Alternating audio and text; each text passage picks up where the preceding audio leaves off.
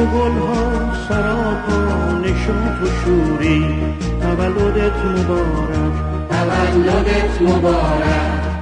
بهار امیدی همه سروری، تولدت مبارک، تولدت مبارک. گل من چشم دلم از تو روشن، شکفتی زیباتر از گل به گلشن، نشستی چون لاله در باغ هستی، تویی تو بهانه هستی من. دور از هر بلای خزانی بمانی، با شور و نشاط جوانی بمانی، گل باشی که در جمع یاران نشینی، در عالم به جز روز شادی نبینی.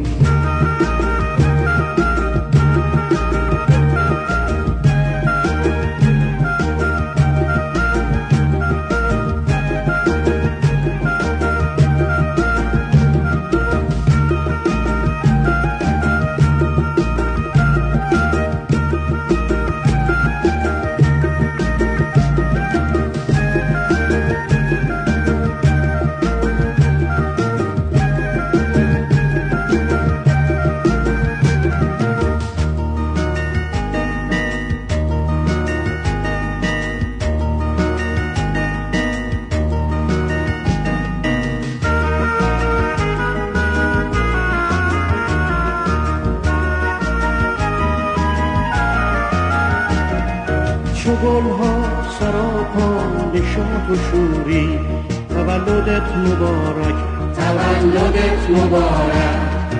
بهار امیدی همه سروری، تولدت مبارک، تولدت مبارک.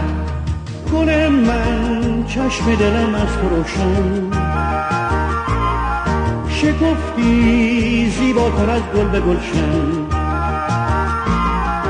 نشستی چون لاله در باغ هستی، تویی تو بهانه هستی من. دور از هر برای خزانی بمانی، با شور و نشاط جوانی بمانی، گل باشی که در جمع یاران نشینی، در عالم به جز روز شادی نبینی.